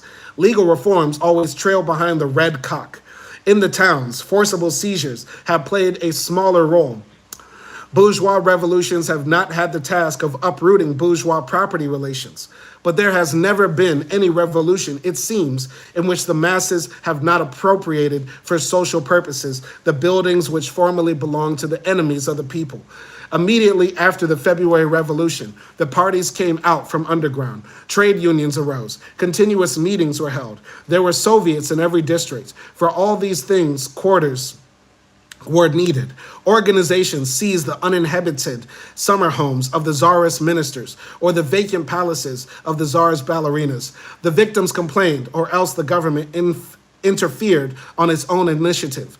But since the expropriators really possessed the sovereign power, the official power being a ghost, it became necessary for the prosecuting attorney to appeal in the long run to the same executive committee to restore the ravished rights of a certain ballerina, whose none too complicated functions had been so highly paid for by the members of the dynasty out of the people's wealth. The Contact Commission, of course, was brought into operation. The ministers held sittings. The Bureau of the Executive Committee conferred. Delegations were sent to the expropriators, and the affair dragged on for months. Sukhanov relates that as a left, he had nothing against the most radical legislative invasions of the rights of property. But on the other hand, he was a bitter opponent of all forcible seizures. With ruses like this, the unhappy lefts have always covered up their bankruptcy. A genuinely revolutionary government might unquestionably have reduced these chaotic seizures to a minimum by a timely decree on the requisition of quarters. But the left compromisers had turned over the power to the fanatics of property, in order afterward carefully to preach to the masses, under an open sky, a respect for revolutionary legality. The climate of Petrograd is not favorable to Platonism. The breadlines had given the last stimulus to the revolution. They also proved the first threat to the new regime. At the very first session of the Soviet, a food commission had been created. The government bothered little about feeding the capital. It would not have been adverse to holding it down with hunger. The task lay on the Soviet. It had at its disposition economists and statisticians with some practical experience, people who had served formerly in the economic and administrative organs of the bourgeoisie. They were in most cases Mensheviks of the right wing, like Groman and Cheverevan, and former Bolsheviks like Bazarov and Avalov, who had moved far to the right. But they had hardly approached the problem of feeding the capital when they found themselves compelled by the whole situation to apply extremely radical measures to control speculation and organize a market. In a series of sessions of the Soviet, a whole system of measures of military socialism was adopted. including the declaring of all grain stores public property, the establishment of a definite price for bread, to accord with similar prices for industrial products, state control of industry, a regulated exchange of goods with the peasants. The leaders of the executive committee looked at each other in alarm, not knowing what else to propose. However, they supported these radical resolutions. The members of the Contact Commission afterward communicated them in some embarrassment to the government. The government promised to examine them, but Prince Lvov and Guchko and Konovalov had not the least desire to control, requisition, or otherwise cut down on themselves and their friends. All the economic measures of the Soviet went to pieces against the passive resistance of the state apparatus, except insofar as they were carried out independently by local Soviets. The sole practical measure carried through by the Petrograd Soviet in the matter of food supply was the limitation of the consumer to a strict ration, 1.5 pounds of bread for people engaged in physical labor, 1 pound for the rest. To be sure, this limitation introduced almost no change into the natural food budget of the population of the capital. You can live on 1 pound or 1.5 pounds. The misery of daily undernourishment was still ahead. For a period of years, not months, but years, the revolution will have to take in its belt tighter and tighter on a shrinking stomach. It will weather the ordeal. At present, what troubles it is not hunger, but doubt, indefiniteness, uncertainty of tomorrow. Economic difficulties that have been multiplied by 32 months of war are knocking at the doors and windows of the new regime. The breakdown of transport, the lack of various kinds of raw materials, the exhaustion of a considerable part of the equipment, alarming inflation, dislocation of trade, all these things demand bold and immediate measures. But while approaching these problems economically, the compromisers made the solution of them impossible politically. Every economic problem they encountered turned into a condemnation of the dual power. Every decision they had to sign burned their fingers unbearably.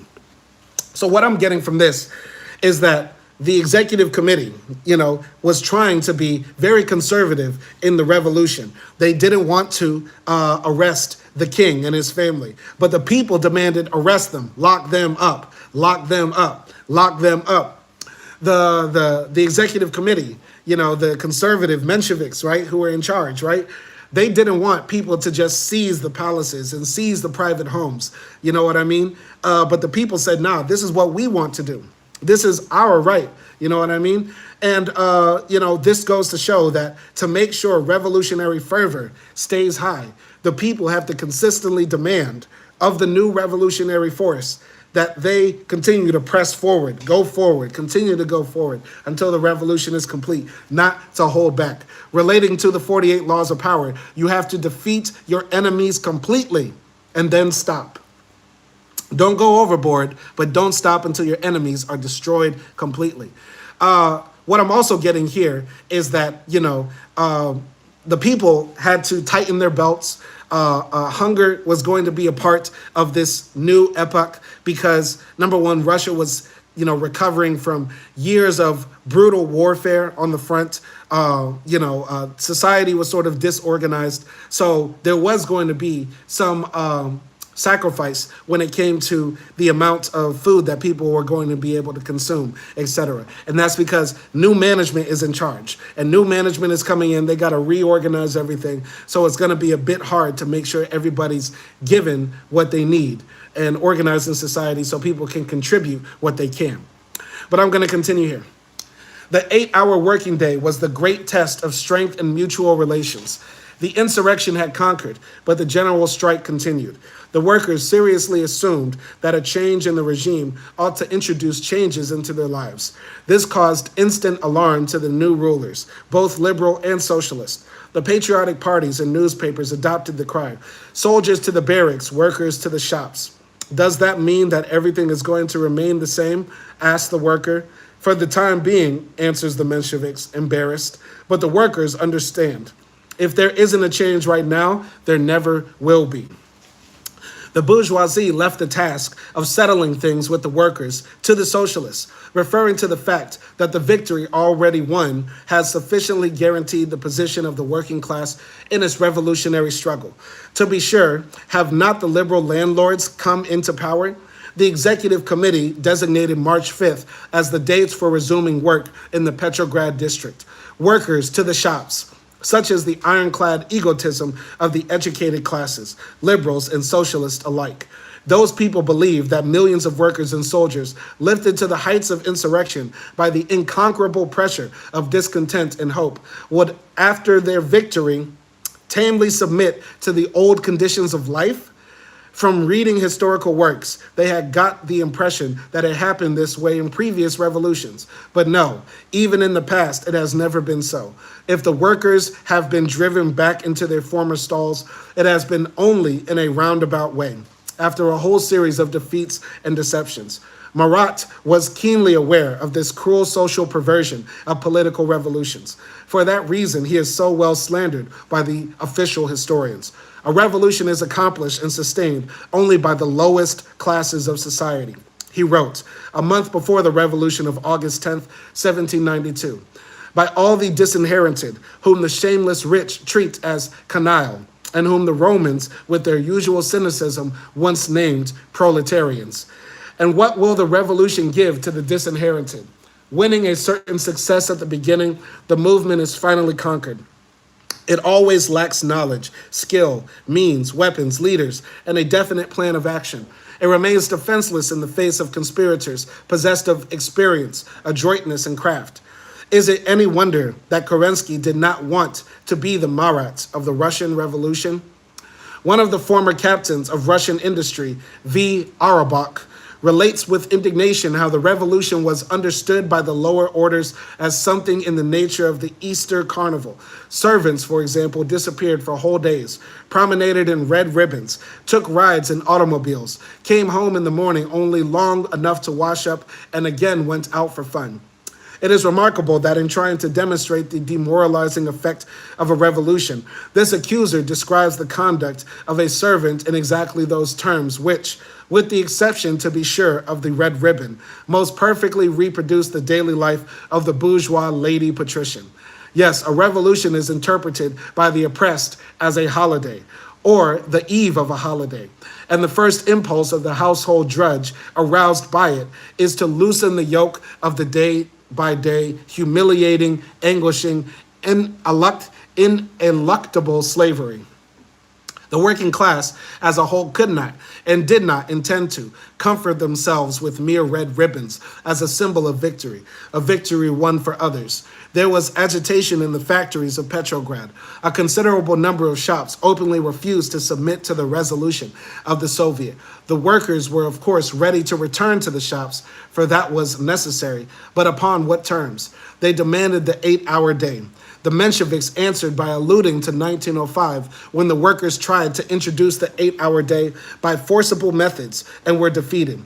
A struggle on two fronts, against the reaction and against the capitalist, is too much for the proletariat. That was the central idea of the Mensheviks. They recognized in a general way the inevitability of a break in the future with the bourgeoisie. But this purely theoretical recognition did not bind them to anything. They considered that it was wrong to force the break.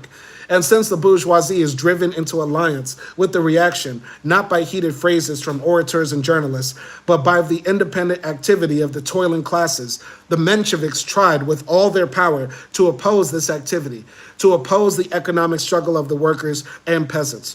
For the working class, they taught, social questions are not now of the most importance. Its present task is to achieve political freedom. But just what this speculative freedom consisted of, the workers could not understand. They wanted, in the first place, a little freedom for their muscles and nerves, and so they brought pressure on their bosses. But the irony of fate, it was exactly on the 10th of March, when the Mensheviks were explaining that the 8-hour day is not a current issue, that the Manufacturers Association, which had already been obliged to enter the official relation with the Soviet, announced its readiness to introduce the 8-hour day and permit the organization of factory and shop committees. The industrialists were more far-seeing than the democratic strategists of the Soviet.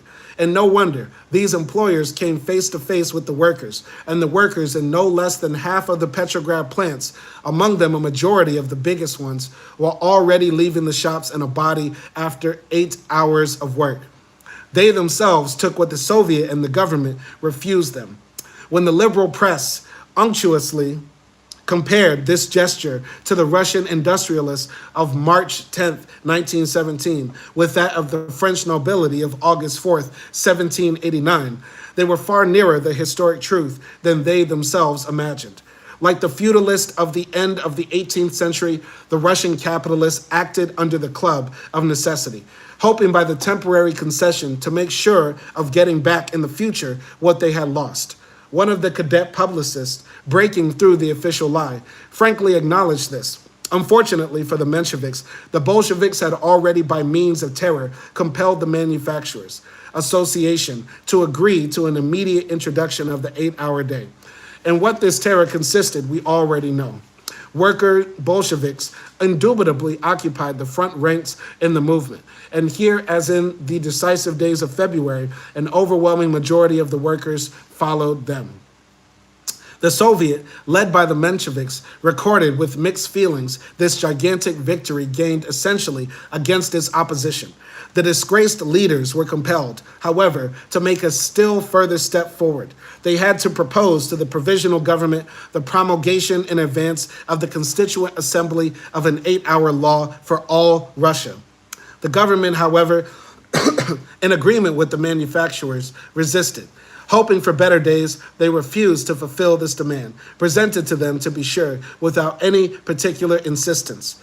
In the Moscow region, the same struggle arose, but it lasted longer. Here, too, the Soviet, in spite of the resistance of the workers, demanded a return to work. In one of the biggest factories, a resolution against calling off the strike received 7,000 votes against 6. Other factories reacted in much the same way. On the 10th of March, the Soviet again proclaimed the duty of returning immediately to the shops. Although work began after that in a majority of shops, there developed almost everywhere a struggle for the shortening of the workday. The workers corrected their leaders by direct action. After a long resistance, the Moscow Soviet was obliged on the 21st of March to introduce the 8-hour day by its own act. The industrialists immediately submitted. In the provinces, the same struggle was carried over into April. Almost everywhere, the Soviets at first refrained and resisted, and afterward, under pressure from the workers, entered into negotiations with the manufacturers. And where the latter did not accede, the Soviets were obliged independently to decree the 8-hour day. What a breach in the system. So once again, showing that it took pressure from below. It took pressure from below to finally get the 8-hour workday. Even though the leftists were in power of the executive committee, they fully didn't commit to the 8-hour workday. They were saying, we're going to handle all the political and social questions. Y'all just get back to work to the same conditions y'all were revolting against. And the people said no. They continue to strike. They continue to protest. And also, the manufacturers, the company owners,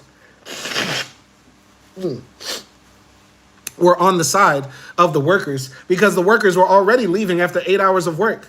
The workers were already doing that, going to show for us right now in struggle that we can sort of force our employers to act in a certain way if we all act in accordance. If we say we now really want the 4-hour workday and we, even though we're shifted to work 5 days, we only show up for 4 and we stay unified, that could actually force us to get a change. You know what I'm saying? Once again, it takes collective action to get things done. And we also have to continue to pressure people who claim to be leftist, claim to be socialist, because that's what they were dealing with at this time, to continue to advocate for what the people actually want.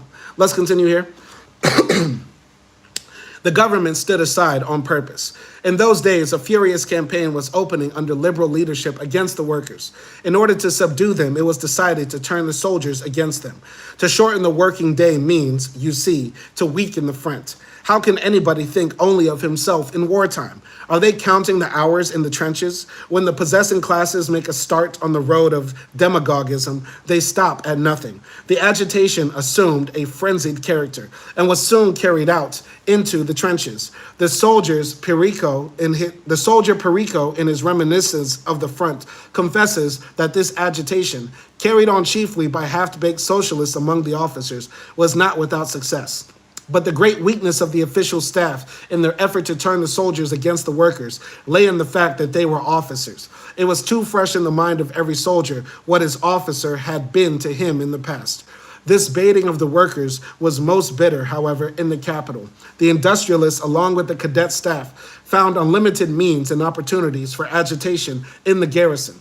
Toward the end of March, says Sukhanov, you could see at all street crossings, in the tramways, and in every public space, workers and soldiers locked together in a furious verbal battle. Even physical fights occurred. The workers understood the maneuver and skillfully warded it off. For this, it was only necessary to tell the truth, to cite the figures of war profits, to show the soldiers the factories and shops with the roar of machines, the hellfires of the furnaces, their perpetual front where victims are innumerable. On the initiative of the workers, where there began regular visits by the troops of the garrison to the factories, and especially to those working on munitions. The soldiers looked and listened. The workers demonstrated and explained. These visits would end in triumphant fraternization. The socialist papers printed innumerable resolutions of the military units as to their indestructible solidarity with the workers. By the middle of April, the very topic of the conflict had disappeared from the newspapers. The bourgeois press was silent. Thus, after their economic victory, the workers won a political and moral victory. So going back to a topic that was very profound from earlier to chapter 7, the chapter that is my favorite so far in this text, we have to propagandize to raise the class consciousness of the police forces and soldiers, because at every turn, the state, when it eventually becomes aggressive and repressive, will try to get the soldiers and the police to fight back against the proletariat, the workers and the peasants. And what we saw here, as Trotsky just explained, the state that is claiming to be socialist, claiming to be leftist, is trying to turn the soldiers on the workers, to make them point their guns at the workers. But the soldiers still had class consciousness, still had awareness, still had bitterness to their captains who sent them out to the front lines to die, who didn't care if they had guns or shoes, but sent them against machine gun fire. There was still class antagonism within the ranks of the soldiers, and let's say by and large with the police forces as well. And so the soldiers were on the same page as the striking workers. This is something that us as leftists need to, continue to put into action. I think there's been this sort of abandonment of trying to propagandize to police and because the state apparatus has been so wicked in forming the police and the army as, mortal enemies of the people. You know what I mean? But we should never give up on trying to, turn our comrades in the police force, in the soldiers, in the military ranks, into comrades in the struggle, because those are people too, Continuing here. The events connected with this struggle for the 8-hour day had an immense significance for the whole future development of the revolution. The workers had gained a few free hours a week for reading, for meetings, and also for practice with the rifle, which became a regular routine from the moment of the creation of the workers' militia. Moreover, after this clear lesson, the workers began to watch the Soviet leadership more closely. The authority of the Mensheviks suffered a serious drop. The Bolsheviks grew stronger in the factories and partly too in the barracks. The soldiers became more attentive, thoughtful, cautious. He understood that somebody was stalking him. The treacherous design of the demagogues turned against its own inspirers. Instead of alienation and hostility, they got a closer welding together of workers and soldiers. The government, in spite of the ideal of contact, hated the Soviet, hated its leaders and their guardianship. It revealed this upon the very first occasion, since the Soviet was fulfilling purely governmental functions, and this, moreover, at the request of the government itself, whenever it became necessary to subdue the masses. The executive committee requested the payment of a small subsidy for expenses. The government refused, and in spite of the repeated insistence of the Soviet, stood pat. It could not pay out the resources of the state to a private organization. The Soviets swallowed it. The budget of the Soviet lay on the workers who never tired of taking up collections for the needs of the revolution. In those days, both sides, the liberals and the socialists, kept up the decorum of a complete mutual friendliness. At the All-Russian Conference of Soviets, the existence of the dual power was declared a fiction. Kerensky assured the delegates from the army that between the government and the Soviets, there was a complete unity of problems and aims. The dual power was no less zealously denied by Tsatsareli Dan and other Soviet pillars. With the help of these lies, they tried to reinforce a regime that was founded on lies. However, the regime tottered from the very first weeks. The leaders were tireless in the matter of organizational combinations. They tried to bring to bear all sorts of accidental representative bodies against the masses, the soldiers against the workers, the new Dumas, Zemstvos, and cooperatives against the Soviets, the provinces against the capital, and finally the officers against the people. The Soviet form does not contain any mystic power. It is by no means free from the faults of every representative system, unavoidable so long as the system is unavoidable. But its strength lies in that it reduces all these faults to a minimum. We may confidently assert, and the events will soon prove it, that any other representative system, atomizing the masses, would have expressed their actual will in the revolution incomparably less effectively and with far greater delay. Of all the forms of revolutionary representation, the Soviet is the most flexible, immediate, and transparent. But still, it is only a form. It cannot give more than the masses. It cannot give more than the masses are capable of putting into it at a given moment. Beyond that, it can only assist the masses in understanding the mistakes they have made and correcting them. In this function of the Soviets lay one of the most important guarantees of the development of the revolution. What was the political plan of the executive committee? You could hardly say that any one of the leaders had a plan thoroughly thought out. Sukhanov subsequently asserted that, according to his plan, the power was turned over to the bourgeoisie only for a short time, in order that the democracy, having strengthened itself, might the more surely take it back. However, this construction, naive enough in any case, was obviously retrospective. At least it was never formulated by anybody at the time. Under the leadership of Tsatsareli, the vacillations of the executive committee, if they were not put an end to, were at least organized into a system. Tsatsareli openly announced that without a firm bourgeois power, the revolution would inevitably fail. The democracy must limit itself to bringing pressure on the liberal bourgeoisie. Beware of pushing it over by some incautious step into the camp of the reaction, and conversely, support it insofar as it backs up the conquest of the revolution. In the long run, that half-minded regime would have ended in a bourgeois republic with the socialists as parliamentary opposition. The main difficulty for the leaders was not so much to find a general plan as a current program of action. The compromisers had promised the masses to get from the bourgeoisie by way of pressure a democratic policy, foreign and domestic. It is indubitable that under pressure from the popular mass, ruling classes have more than once in history made concessions, but pressure means, in the last analysis, a threat to crowd the ruling class out of the power and occupy its place. Let's read that again. It is indubitable that under pressure from the popular mass, ruling classes have more than once in history made concessions. But pressure means, in the last analysis, a threat to crowd the ruling class out of the power and occupy its place. Just this weapon, however, was not in the hands of the democracy. They had themselves voluntarily given over the power to the bourgeoisie.